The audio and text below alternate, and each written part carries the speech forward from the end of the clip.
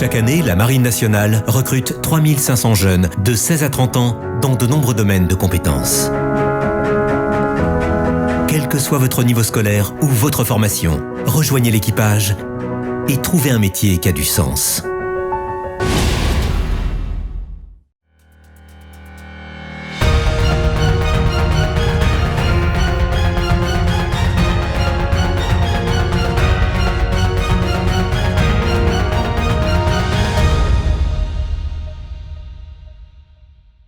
Bonsoir à tous, dimanche 1er mars, je suis ravie de vous retrouver dans votre journal week-end et ce soir nous partirons à la rencontre de Blandine Berthaud, auteure du roman Cœur en exil.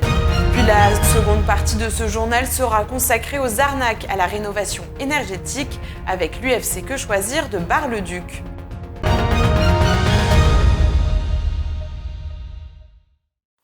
Blandine Berthaud ne se destinait pas à devenir écrivaine et pourtant les aléas et les drames de la vie ont fait qu'elle a décidé de prendre sa plume pour dissiper sa douleur.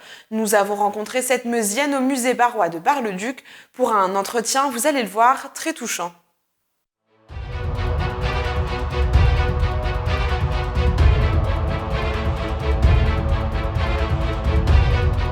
En fait, j'ai eu la tristesse de vivre 4 décès en 5 ans.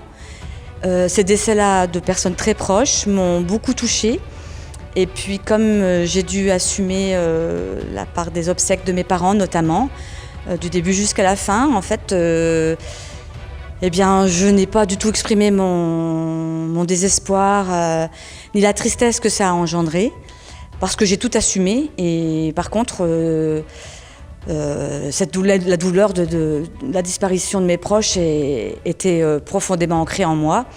Et voilà, j'étais très marquée. Et donc, au fur et à mesure du temps qui a passé, peu de larmes ont coulé, mais par contre, cette douleur petit à petit m'envahissait.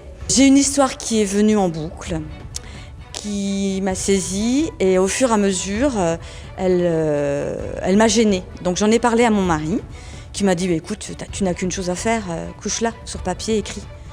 Et donc c'est ce que j'ai fait. Et puis au fur et à mesure de cette histoire, beaucoup de choses se sont greffées.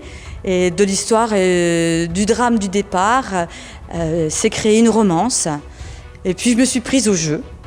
Et ça a terminé même par un thriller. Donc en 6 mois de temps, j'avais écrit ce roman.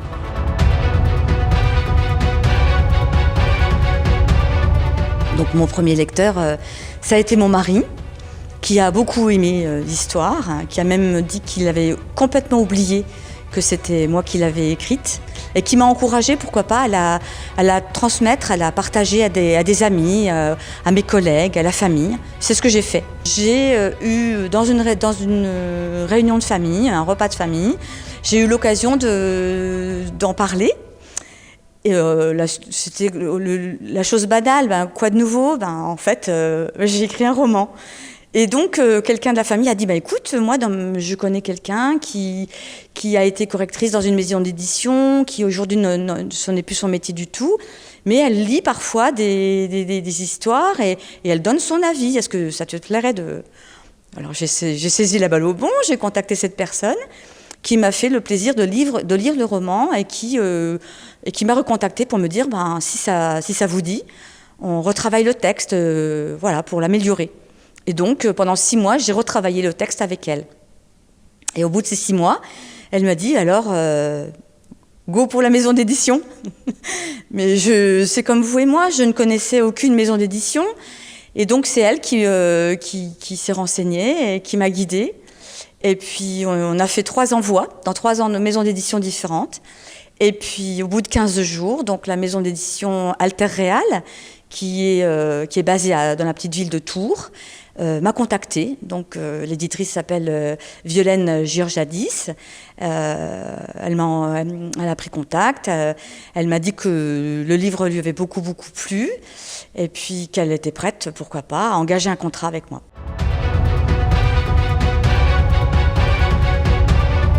Alors au départ, c'est l'histoire d'une jeune femme qui habite Bar-le-Duc. Elle est vétérinaire. Elle a une famille comme tout le monde, elle est heureuse. Et puis du jour au lendemain, sa vie bascule, elle perd sa famille dans un accident dramatique. Et elle ne peut pas rester dans la région, elle est connue, elle craint le regard des autres. Donc, après les obsèques de sa famille, elle fuit. Elle fuit vers les Alpes. Et elle espère, en fait, elle ne sait pas ce qu'elle espère. Elle veut laisser le temps au temps et voir ce qui va suivre. Et en fait, dans les Alpes, elle va faire des rencontres, contre son avis d'ailleurs, parce qu'elle ne voulait qu'une chose, elle, c'était se mettre dans un cocon, entre les bras des Alpes, en fait, se faire toute petite au milieu des Alpes et laisser le temps agir. Simplement, elle s'est laissée complètement couler. Et les gens autour d'elle ne l'ont pas laissé faire. Et donc, après, il y a une magnifique amitié qui en découle. Et puis, il va y avoir une découverte au niveau, justement, du décès des siens. Et va s'entraîner un thriller.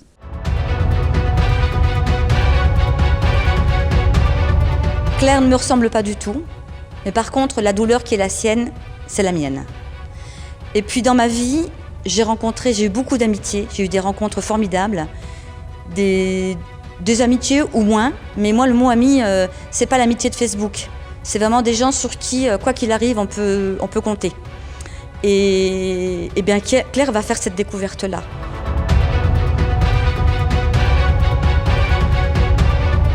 Une lectrice m'a dit qu'elle aussi avait eu un drame dans sa vie et qu'au travers de mon roman, elle s'est rendue compte qu'elle avait aussi une famille et des amis, mais qu'elle s'était complètement enfermée dans sa douleur, comme Claire, et qu'il fallait maintenant qu'elle ouvre les yeux et qu'elle accepte que les gens, les bras qu'on lui tendait. Et ça a été pour moi une récompense, parce que le livre, vraiment, c'est bien sûr, ça m'a permis à moi de faire mon deuil, clairement, mes deuils, puisqu'il y a quand même 4 personnes qui sont décédées, c'est sûr. Mais je vois qu'à côté de ça, moi, il m'a fait du bien, mais il fait du bien aux autres. Et ça, c'est un beau retour des choses.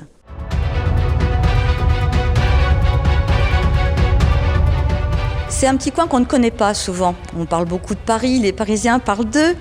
Et je me disais qu'une Meusienne, elle devait parler déjà de son petit coin. Donc je parle aussi de l'île Henrigot, qui est mon village. Je m'y sens bien. Ça fait 25 ans maintenant que je suis dans le secteur. J'ai vu la ville de Bar-le-Duc évoluer. J'ai vu Saint-Nicolas au départ, qui était juste sur un petit char de rien du tout et qui donnait 2-3 baguettes aux enfants passage et 2-3 bonbons. Et puis petit à petit, tout ça, on a eu un office de tourisme qui a bien évolué, qui a fait plein de choses pour faire connaître la ville. Je parle de Firmin, le grain de raisin, qui se sauve de l'office de tourisme et puis qu'on doit découvrir au fil d'un périple dans Bar-le-Duc avec des enfants.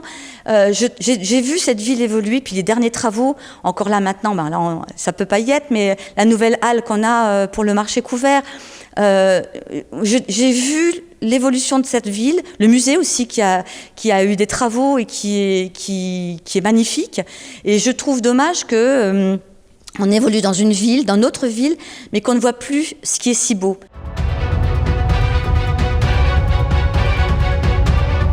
Il est édité à la demande parce que c'est une petite maison d'édition, elle ne peut pas se permettre de le mettre à 10-15 000 exemplaires et de le donner à tous les points de vente de France, parce qu'après ce qui n'est pas vendu le revient. Et après, il faut gérer les livres et c'est de l'argent qui dort. Pour une petite maison d'édition, c'est impossible. Mais par contre, vous allez dans les librairies de Bar-le-Duc, de Saint-Dizier, le roman s'y trouve. Dans les espaces de grande surface, vous le demandez. S'il n'est pas dans les rayons, il le commande.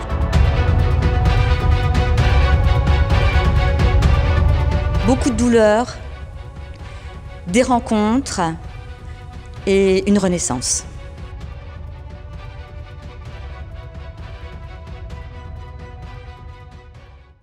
L'UFC Que Choisir est une association de consommateurs créée en 1951. Elle réunit près de 154 associations locales. Parmi elles, il y a celle de Bar-le-Duc. Et nous avons rencontré ses adhérents pour comprendre comment on peut faire face à ces arnaques, comment les éviter et comment réagir s'il est déjà trop tard. Un sujet signé Nicolas Fontaine. Pour Maurice, les ennuis ont débuté il y a presque 1 an. À l'origine, une simple prise de contact auprès d'une entreprise de pompe à chaleur qui se transforme en achat forcé sans que le client ne le sache immédiatement. Tout en nous vantant les mérites de la pompe à chaleur, elle monte des papiers pour voir si on est éligible déjà. Et à la suite de ça, on ne se rend pas compte que c'est un bon de commande. Et en plus que lui, il nous fait signer pour qu'il puisse justifier, lui, de sa bonne venue et sa bonne foi par rapport à sa démarche. Pour obtenir de l'aide, Maurice s'est donc tourné vers l'UFC Que Choisir. À Bar-le-Duc, les bénévoles de l'antenne locale de l'association tiennent une permanence à l'espace Sainte-Catherine tous les mercredis après-midi. Leur rôle, dans un premier temps, a été de conseiller Maurice dans les démarches à suivre. Dans un premier temps, notre travail, c'est de mettre à jour les différents tenants et aboutissants de l'affaire. Deuxième temps, c'est de vérifier la conformité de tous les documents qui ont été remis à Maurice, de façon à ce que, effectivement, on puisse trouver à l'intérieur les points sur lesquels on va pouvoir bâtir notre argumentaire de la lettre que l'on va envoyer à la société qui a fait l'installation pour lui montrer que tel point et tel point ne sont pas conformes au code de la consommation. De la même manière, on va regarder sur le contrat de financement quels sont les points qui ne collent pas avec la loi aussi, pour demander à la société de financement de se mettre en relation avec nous et de faire en sorte que Maurice soit rétabli dans ses droits. Depuis, l'UFC Que Choisir a bien tenté de rentrer en contact avec l'entreprise. Une prise de contact qui est restée sans réponse. On a 3 entreprises différentes, mais qui utilisent la même chemise pour les papiers. Et par recoupement de téléphones qu'on peut avoir, des numéros que les gens ont notés ou qu'ils ont donnés, on s'est aperçu qu'à la tête de cette entreprise, c'est la même personne. Cette entreprise-là est domiciliée dans la Manche, il n'y a plus personne. Une autre est domiciliée dans le Vaucluse, on tombe sur un répondeur. La troisième est domiciliée en Seine-Saint-Denis et les photos qu'on a, c'est une entrée d'immeuble. Aujourd'hui, Maurice a donc décidé de mener une action en justice. À l'heure actuelle, la suite de courrier envoyé par l'UFC Que Choisir à l'entreprise qui n'apparaît plus nulle part, à la société de financement qui ne répond pas non plus, on a décidé, moi et mon épouse, et puis en accord avec l'UFC Que Choisir, de mener une action en justice par l'intermédiaire d'un avocat. Rassurez-vous, une arnaque peut être évitée facilement. Il suffit de suivre quelques conseils. Quand on a un projet tel que celui-là, c'est d'abord de s'adresser aux artisans autour de chez soi. La deuxième, ça serait d'être toujours très vigilant et très ferme sur ce qu'on veut obtenir. Dans la mesure où on a demandé des devis aux artisans autour de chez soi, on doit veiller à n'obtenir que des devis ou des études et vérifier sur les documents qu'on nous fait signer en tant que demandeur que c'est bien porté la mention devis. Dernière précaution, si c'est intitulé bon de commande, de poser son crayon et d'inviter la personne à sortir. En 2019, 45 dossiers ont été déposés auprès de l'antenne locale de l'UFC Que Choisir. À l'heure actuelle, 5 d'entre eux sont encore en cours de résolution. Depuis le 1er janvier 2020, 6 nouveaux dossiers ont été déposés, dont 3 pour des pompes à chaleur. En 2019, l'UFC Que Choisir a aidé ses adhérents à récupérer près de 246 000 €. Et puis, sachez que si vous avez été victime d'une arnaque, la Direction générale de la concurrence, de la consommation et de la répression des fraudes a mis en place une plateforme pour signaler les arnaques et ainsi mieux protéger et conseiller les consommateurs. Cette plateforme est accessible à l'adresse suivante, signal.conso.gouv.fr. C'est la fin de cette édition, merci à tous pour votre fidélité. Tout de suite, vos prévisions météo de demain et n'oubliez pas, l'information continue sur Puissance Télévisions. Toute l'actualité qui vous concerne, à voir ou à revoir dès maintenant sur puissancetélévision.fr et sur notre application mobile.